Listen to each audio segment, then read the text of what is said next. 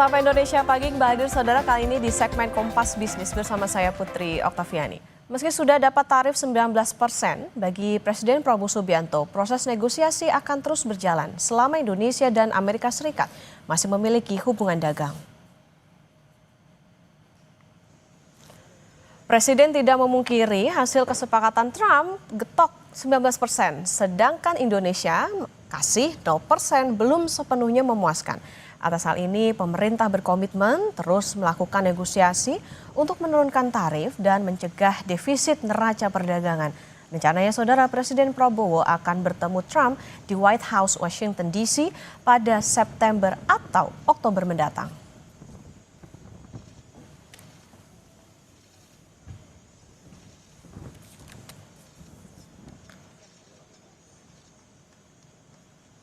Ya, kita terus akan namanya hubungan dagang itu terus-menerus kita negosiasi, ya. Ada rencana kunjungan ke sana, Pak? Kemana? Ke Amerika kunjungan, Pak? Beliau katakan mungkin sekitar September, Oktober. Semua sudah kita hitung, semua kita berunding, ya. Kita juga memikirkan. Yang penting bagi saya adalah rakyat saya. Yang penting saya harus lindungi pekerja-pekerja kita. Walaupun kita juga punya sikap, ya. Ini tawaran kita nggak mampu memberi lebih. Tapi yang penting bagi saya pekerja-pekerja kita aman, dan saya sangat optimis ekonomi kita dalam kondisi yang kuat, kondisi yang bagus, ya kan. Jadi apapun terjadi, kita akan kuat. Berikut ini, Saudara, adalah daftar tarif yang ditetapkan Amerika Serikat terhadap sejumlah negara di Asia. 16 Juli 2025, Donald Trump mengumumkan Indonesia kena tarif 19%. Angka ini jauh di bawah ancaman pertama, yaitu 32%. Kemudian Vietnam menikmati tarif sebesar 20%, namun untuk barang yang dari negara lain yang diolah di Vietnam, tarif transshipment yang diberlakukan yakni 40%. Langkah ini diambil Amerika untuk menjegal pengalihan bahan produksi dari Cina ke Vietnam yang diekspor ke Amerika. Di Indonesia, Amerika dapat akses penuh termasuk tembaga yang dipuji-puji Trump. Tarif ini serentak akan diberlakukan pada 1 Agustus 2025.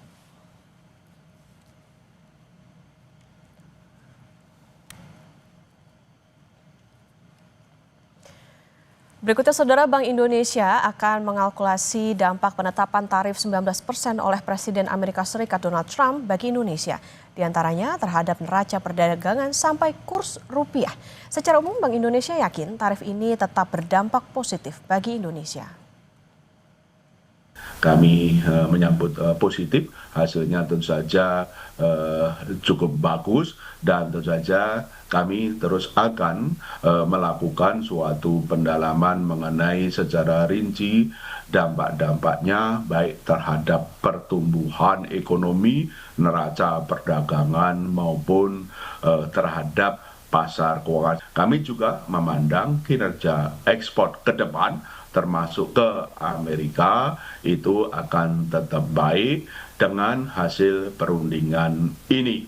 Tentu saja hasil perundingan ini akan meningkatkan import, tapi tentu saja kita lihat importnya yang produktif, yang tentu saja akan juga mendorong pertumbuhan ekonomi ke depan, baik investasi maupun secara sektor yang lain. Di hari yang sama, Trump mengumumkan tarif 19%, Bank Indonesia juga menurunkan bunga acuan alias BI Rate. BI Rate turun dari 5,5% ke 5,25% atau turun 0,25%. Keputusan ini, Saudara, mempertimbangkan prospek laju inflasi yang tetap terjaga rendah dalam kisaran target 1,5 sampai 3,5% dan terjaganya stabilitas nilai tukar. Bank Indonesia bilang kredit perbankan perlu terus ditingkatkan untuk mendukung pertumbuhan ekonomi. Kredit perbankan pada Juni 2025 tumbuh sebesar 7,77%, menurun dibandingkan dengan pertumbuhan Mei 2025 sebesar 8,43%.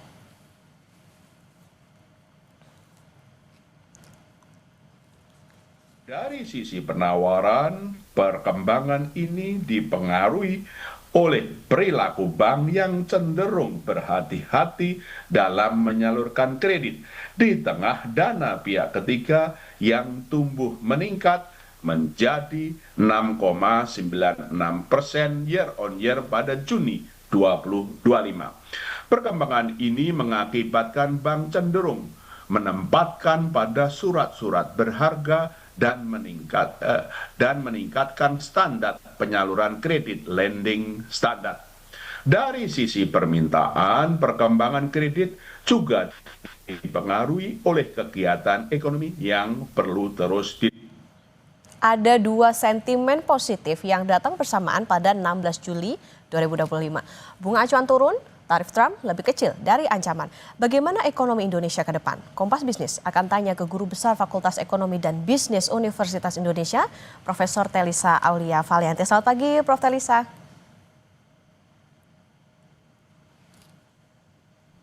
Prof. Telisa? Mohon maaf sepertinya masih Ya, selamat pagi. Ya, baik, Prof. Telisa. Jadi BI rate ini turun, tarif Trump tidak sebesar ancaman pertama. Secara awam sebetulnya masyarakat ini dapat apa, Prof. Telisa?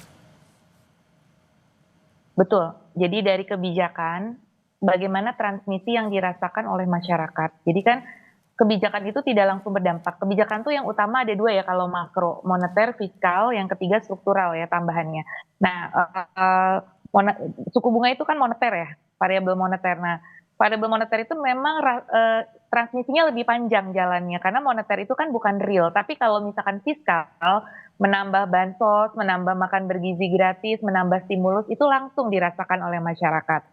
Jadi kalau suku bunga itu memang efeknya tuh tidak langsung, karena kan gini, suku bunga jalannya itu ke suku bunga kredit, misalkan ke suku bunga kredit investasi atau ke modal kerja. Jadi masyarakat jadi mudah untuk mendapatkan modal kerja, lebih murah, kemudian mereka bisa mendorong kegiatan ekonominya atau melakukan ekspansi usaha. Nah, baru itu akan meningkatkan pendapatannya masyarakat. Nah, itu dirasakan. Nah, jadi dengan penurunan BI rate saya memandang ini membantu untuk mencapai target pertumbuhan ekonomi, karena pertumbuhan ekonomi kita kan agak melemah. Jadi BI melihat signal itu dan kemudian karena inflasinya itu rendah, BI berani untuk menurunkan dan membantu ke pertumbuhan. Karena BI itu biasanya pilihannya dua, stabilitas makro atau pertumbuhan. Nah, karena stabilitas dianggap sekarang dari sisi inflasi lumayan terjaga ataupun dari rupiah lumayan terjaga, itu berani untuk menurunkan suku bunga. Nah, kalau suku bunga turun, harapannya bisa mendorong kegiatan-kegiatan ekonomi masyarakat, baik investasi maupun konsumsi. Jadi, nah cuma masalahnya nanti transmisinya nih ke perbankan dulu. Biasa kan nggak langsung,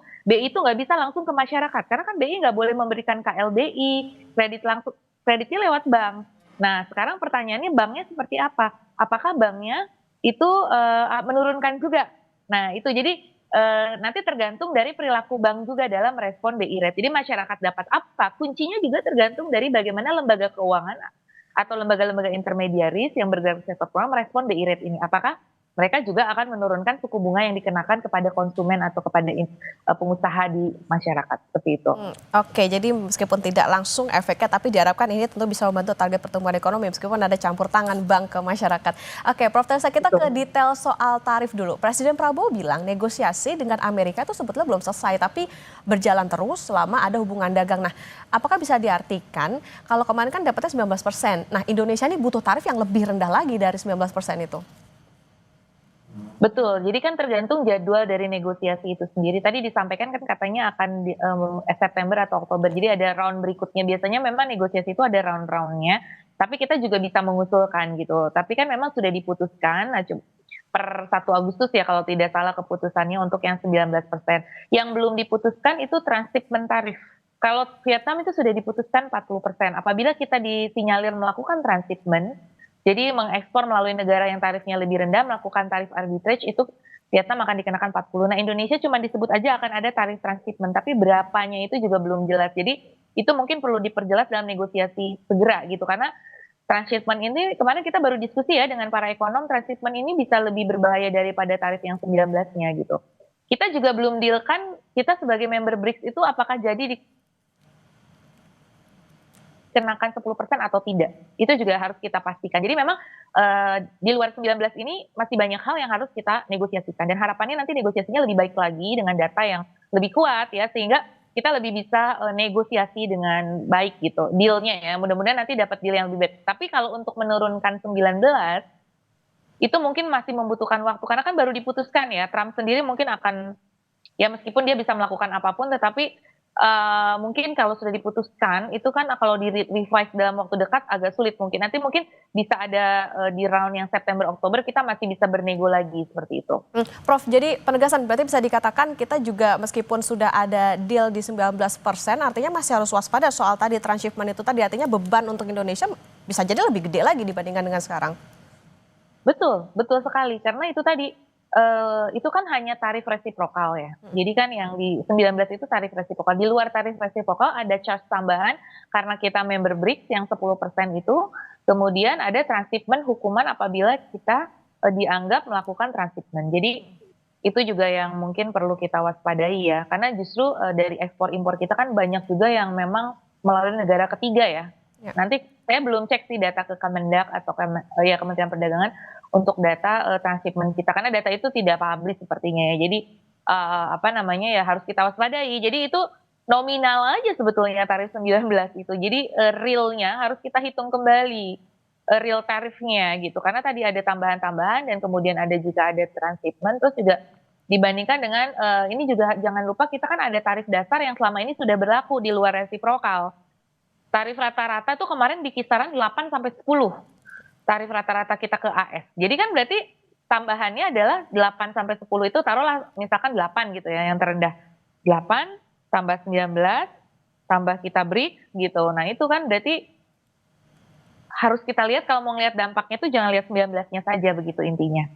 Oke, jadi tadi ada sebetulnya tidak hanya soal resiprokalnya saja, tapi ada tarif-tarif yang perlu diantisipasi juga. Oke, Prof, tadi soal tarifnya yang perlu diantisipasi, tapi ada lagi nggak yang perlu diantisipasi Indonesia setelah ini, terutama setelah pindah nih negara impor ke Amerika Serikat?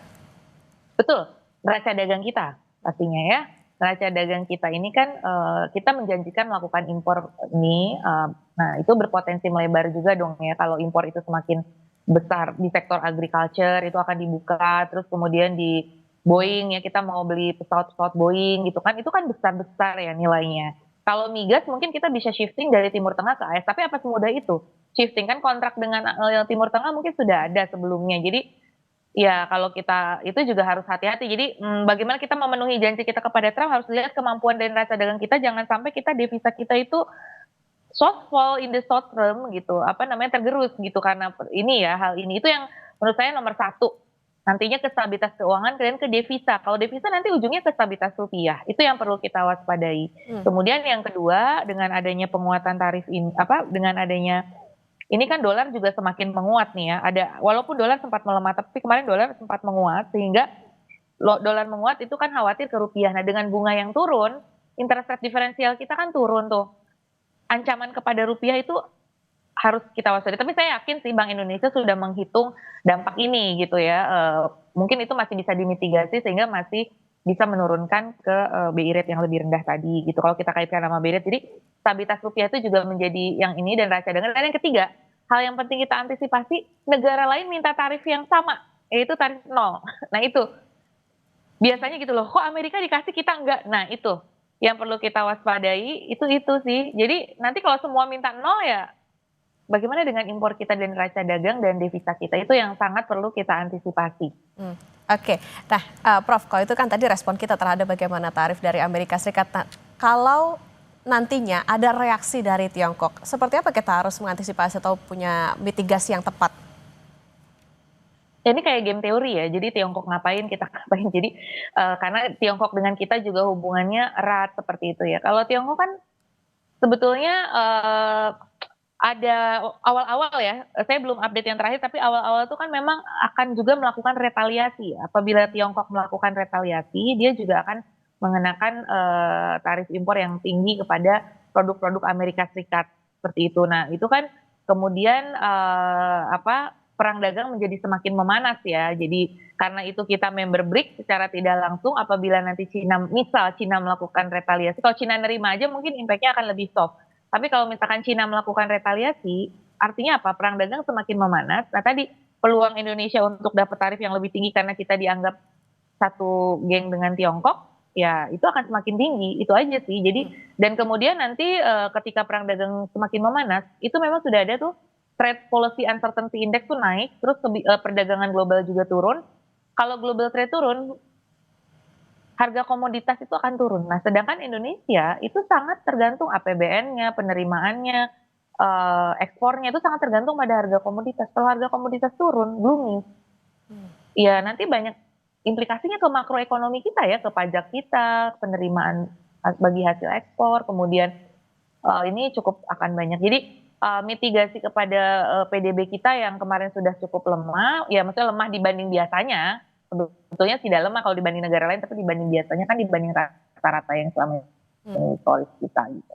Jadi itu harus kita antisipasi sih. Saya para ekonom juga kemarin banyak berdiskusi ya, bukan ya cukup intens juga untuk bagaimana kita memitigasi berbagai resiko yang muncul ini, menguatkan ekonomi lokal dan UMKM kita nih gimana nih di tengah serbuan impor nanti gitu. Oke, keanggotaan Indonesia di BRICS ini juga perlu diantisipasi juga karena kan ada sentimen dari Presiden Trump terhadap BRICS. Oke, Prof Talisa nanti kita lanjutkan kembali terutama soal bagaimana di posisi yang sama ini juga BI sedang menurunkan BI rate-nya dari ke 5,25. Tapi usai jeda Prof Talisa dan juga saudara tetap bersama kami di Kompas Bisnis.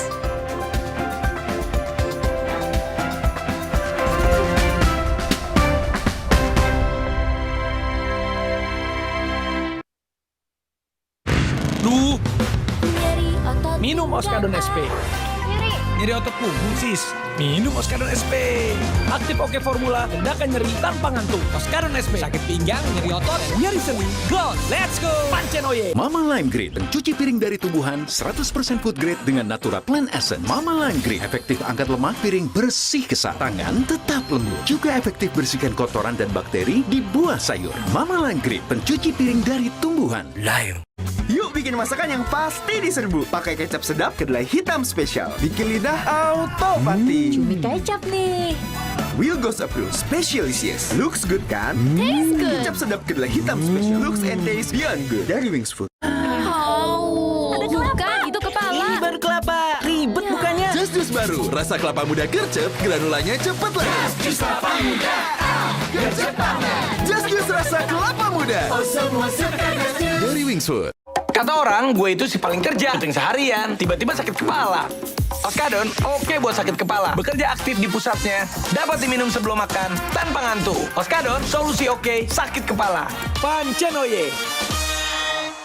Kita generasi bersih sehat yang berani main di luar. Nuvo Family melalui Wings Group membantu UNICEF wujudkan generasi bersih sehat melalui program WASH di sekolah. Nuvo Family, 2 steps ahead melindungi 24/7. Generasi bersih sehat, berani main di luar.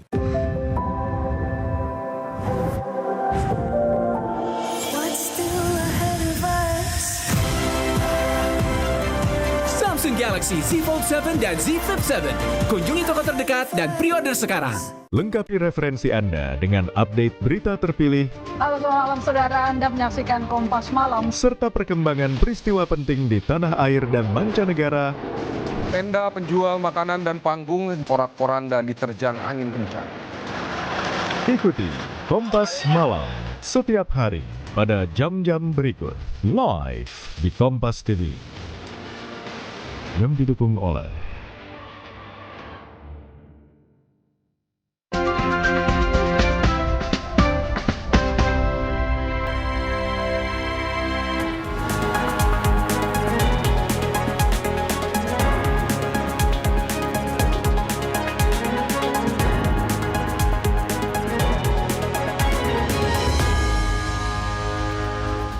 Kompas Bisnis masih menemani Anda saudara dan kita akan lanjutkan perbincangan bersama dengan Guru Besar Fakultas Ekonomi dan Bisnis Universitas Indonesia, Profesor Talisa Aulia Valianti. Prof Talisa, kita lanjutkan lagi. Kalau tadi soal tarif, sekarang kita ke soal Bank Indonesia juga menurunkan BI rate ke 5,25%.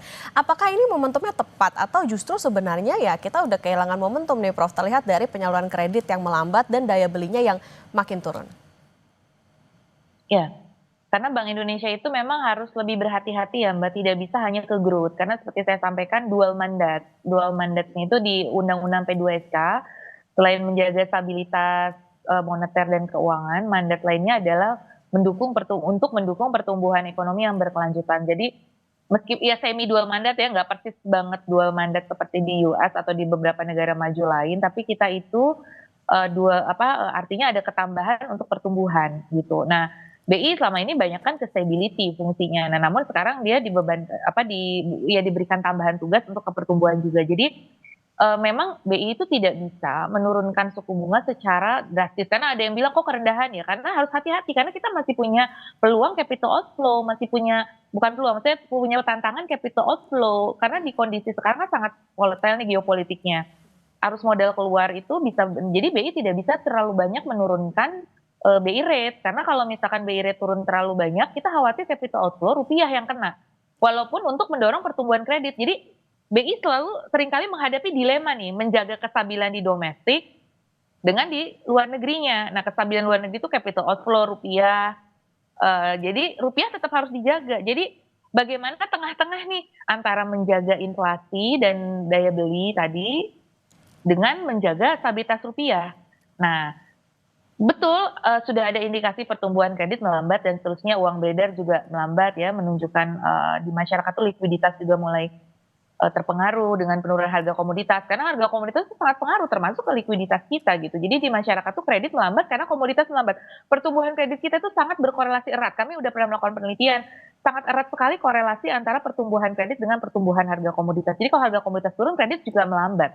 Itu memang memang signal yang cukup kuat. Nah, jadi BI membantu nih dengan menurunkan BI rate, dan mudah-mudahan dibantu oleh perbankan juga nanti menurunkan bunga kredit di perbankan sehingga masyarakat bisa terbantu. Jadi menurut saya ini tidak kehilangan momentum, karena momentumnya tuh inflasi kita nih yang beberapa bulan berturut-turut ini ternyata menunjukkan signal pelemahan. Nah, baru BI berani untuk menurunkan BI rate tadi gitu. Dan melihat rupiahnya sendiri masih di level yang achievable sehingga BI berani untuk melakukan itu. Jadi memang nggak bisa cuma hanya untuk mendorong kredit gitu kalau Bank Indonesia, karena fungsi mendorong ekonomi itu juga banyak di fiskal ya, growth gitu. Oke, ada langkah yang perlu hati-hati juga dari Bank Indonesia. Prof, betul. Ini Bank Indonesia juga bilang perbankan makin hati-hati nih nyalurin kredit. Gimana resiko kredit macet saat ini, Prof? Nah, itu dia. Balik ke harga komoditas dan economic driver kita. Karena economic driver kita memang sedang mengalami perlambatan dan harga komoditas kita juga melambat. Dan di tengah ketidakpastian global, pasti risk premium bank itu, risk appetite bank, itu semakin meningkat terhadap resiko, sehingga perbankan juga akan lebih hati-hati dalam menyalurkan kreditnya. Saya banyak bicara dengan direktur-direktur bank, mereka menyampaikan bahwa sekarang tuh yang penting menjaga kualitas kredit. Mereka nggak kejar target plafon, tapi mereka kejar target tuh quality, karena mereka khawatir. Jadi semakin resikonya meningkat, mereka juga mencoba untuk risk averse gitu, menghindari resiko. Nggak berani yang melakukan yang namanya excessive credit risk taking gitu, nggak berani seperti itu. Jadi perbankan memang cenderung lebih namanya perbankan juga ini ya perbankan juga namanya bisnis kan harus tetap menjaga. Nah, sekarang bank-bank kebanyakan strateginya itu lebih wait and see dan juga lebih ke menjaga kualitas kreditnya seperti itu. Oke, ada langkah hati-hati dari Bank Indonesia, terutama untuk menurunkan BI rate tadi, tentu juga sudah mempertimbangkan bagaimana kondisi dan juga dampak dari faktor-faktor eksternal, termasuk juga tadi tarif Trump ya, Prof. Ini the clock is ticking, kita tunggu bagaimana nanti dari pemerintah supaya bisa tetap menjaga ekonomi bisa tetap stabil di tengah adanya pengaruh dari internal maupun eksternal. Terima kasih Guru Besar Fakultas Ekonomi dan Bisnis Universitas Indonesia, Profesor Talisa Aulia Valianti. Sehat selalu, Prof.